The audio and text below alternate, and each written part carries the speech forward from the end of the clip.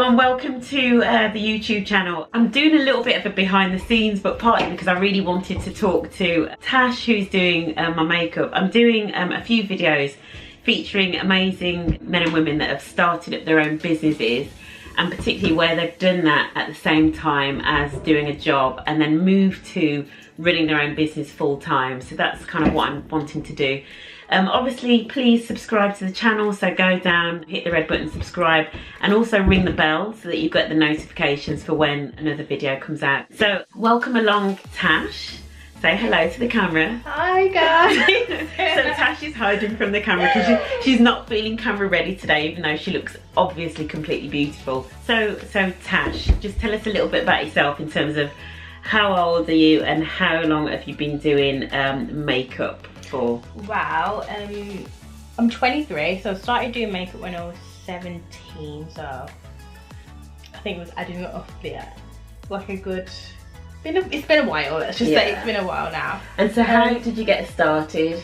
Well, I started at college and I wasn't actually interested in doing the makeup. I was more interested in doing special effects makeup, which is like TV set and movie set makeup, like gunshot wounds and like more bloody stuff. Okay. Do you know what? I think I vaguely remember that. Yeah. Like, do you remember? I was doing that for a bit, and I actually turned out I was good at it, but I just didn't actually end up liking it. And then I realised I could actually do normal like beauty makeup, and that's what I started to love doing. So I started doing it when I was 17, practicing on everybody. I did that at college. Yeah. Carried it on to uni. I did the uni course for it as well. So what did you do at uni? What's the uni course for makeup? So I guess it's more based on like special effects. Special effects. So I didn't actually enjoy it as much as I thought I would, because it had less of actual glam makeup on it. Okay. So if somebody wanted to like get into beauty makeup, what courses would you tell them to go on to? Yeah, looking back on it now. More private courses. A lot of makeup artists do offer like one-to-one lessons, or you can go to makeup schools that are solely based for like these type of styles of makeup. Yeah. Whereas unis and colleges try to fit everybody. Okay. If that makes sense. Yeah. So how long did you do the course at uni for? That one was 2 years, and then my college one was just 1 year. Yeah. Yeah, I finished that. Yeah. Graduated with that, but while I was in uni, that's when I started to apply for a job, because I felt like I needed to get into some sort of makeup counter as well. Yeah, that like to get the practice. Yeah, get the practice of actually doing people's makeup. Yeah. So then I started at Mac, which was in Birmingham, which was very, very good. Which is obviously the counter that people want to get onto, I guess. Was it hard to get the job at Mac? Oh gosh, yes. There's a whole story behind that. Okay, tell me the story. So I tried to get into Mac 3 times. Right. So it was never on the first try. Okay. I had my interview. Bear in mind, that was my first actual job that I'd applied for. I'd worked in hairdressers previously, but I didn't have to do interview and all the actual process you really do need to go through for a company if it worked for me. So I was very nervous. So I never got in on the first try. Right. Second try, same thing, never got in. And how long did you leave it between like your first and second?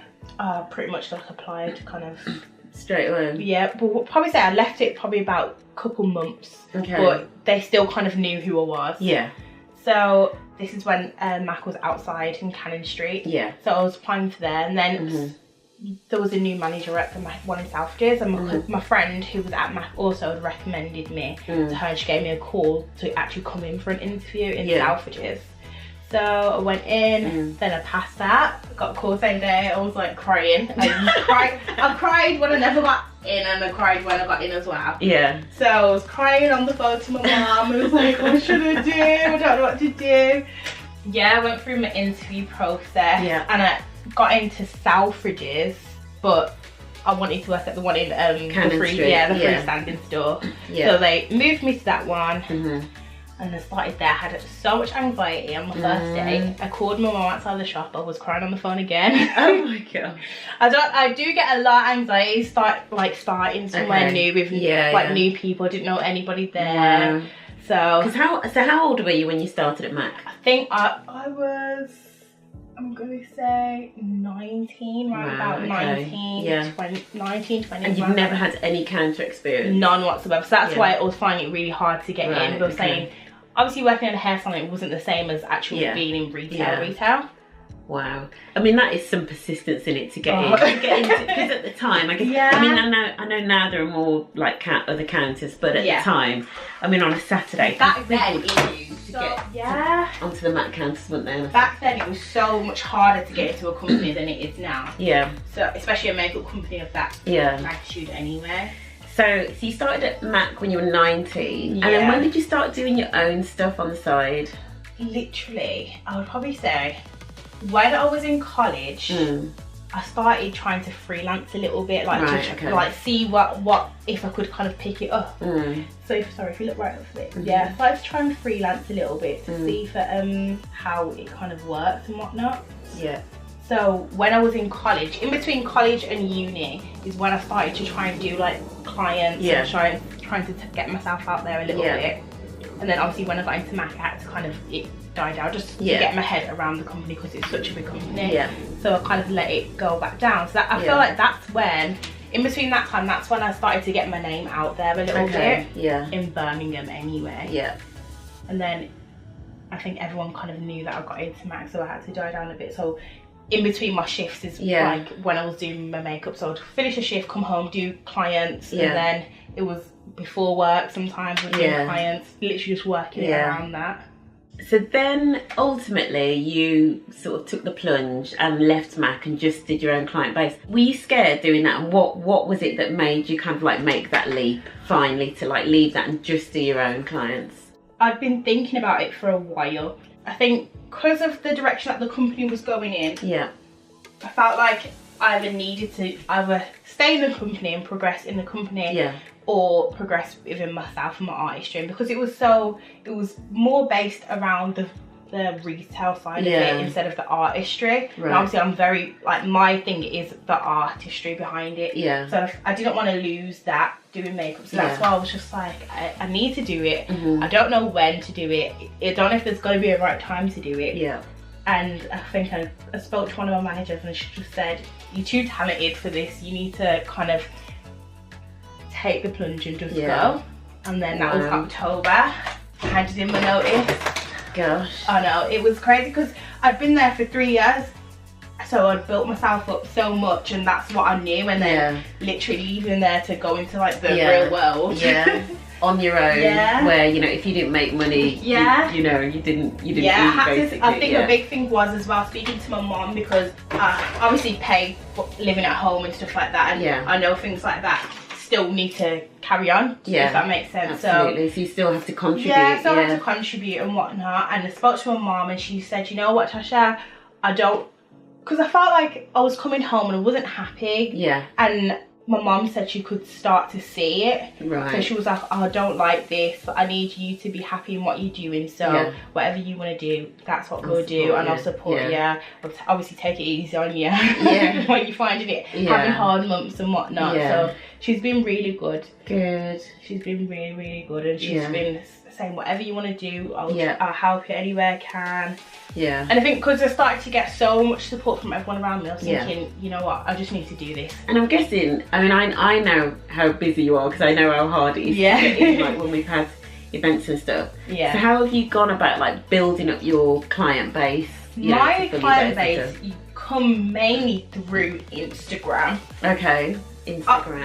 Instagram. It's been a really good, I know a lot of people didn't know, obviously you can get so much business from Instagram, but mine was just putting pictures up of my makeup and then it would come straight through there. And what's your Instagram again? It's makeup by _Tash. So they can follow me on that. So I know you turn the camera to do that. Look right over me. So most of it's promoted on Instagram and a lot of it is word of mouth, which travels around so quickly, like ridiculous. What have been the main challenges, or have you had any challenges? You know, do you have any regrets that you left your job? No, I don't have any regrets. I just got to the got in my mind to never kind of be too comfortable, like always try and maintain the mentality that make sure I'm always doing something. So that's what I'm going through right now. So I was speaking to my friend last night and I was saying I was going through a little mood where I felt like I was uninspired and need to get some inspiration. I mean, it does happen because I've spoken to loads of makeup artists about it, where you're kind of just feeling a little bit uninspired. You need something to kind of get you back into your funk and into your mojo. But I'm getting there. I'm getting there. I'm learning to branch out a lot more as myself as well, not just as just being a makeup artist, because I'm very shy. Because I guess that's the thing, isn't it?